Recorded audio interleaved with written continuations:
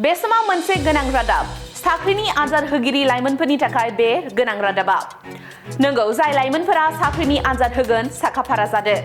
directorate of secondary education आसामजों खुंफुंजानो गोनां टेटआ जानो थांगासिनो दङ बे दाननि जोबथा खालारनि सिगां आसामाव खुंजागोन टेट आनजादा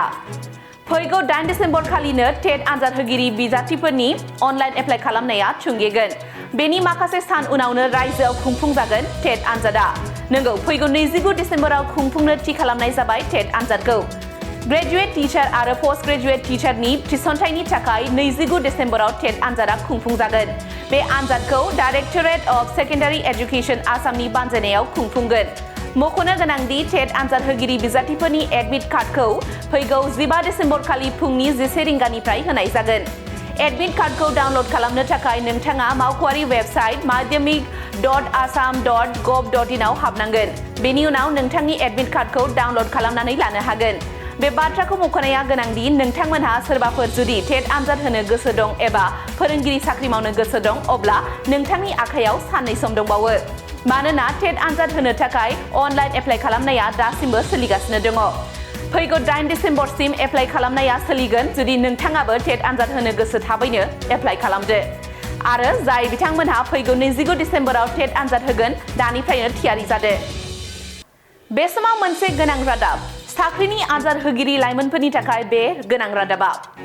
नंगौ जाय लाइमोनफोरा साख्रिनि आनजाद होगोन साखाफारा जादो डाइरेक्टरेट अफ सेकेन्डारि एजुकेशन आसामजों खुंफुंजानो गोनां टेटआ जानो थांगासिनो दङ बे दाननि जोबथा खालारनि सिगां आसामाव खुंजागोन टेट आनजादा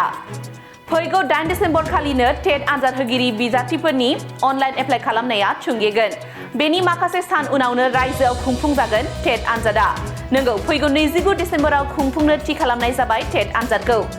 ग्रेजुएट टीचार आरो पोस्ट ग्रेजुएट टीचारनि थिसनथायनि थाखाय 29 डिसेम्बराव टेट आनजादा खुंफुंजागोन बे आनजादखौ डाइरेक्टरेट अफ सेकेन्डारि एजुकेशन आसामनि बानजायनायाव खुंफुंगोन मख'नो गोनांदि टेट आनजाद होगिरि बिजाथिफोरनि एडमिट कार्डखौ फैगौ 15 डिसेम्बर खालि फुंनि 11 रिंगानिफ्राय होनाय जागोन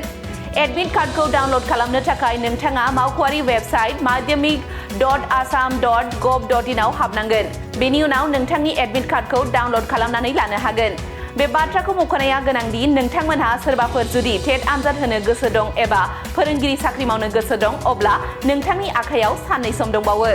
मानोना टेट आनजाद होनो थाखाय अनलाइन एप्लाइ खालामनाया दासिमबो सोलिगासिनो दङ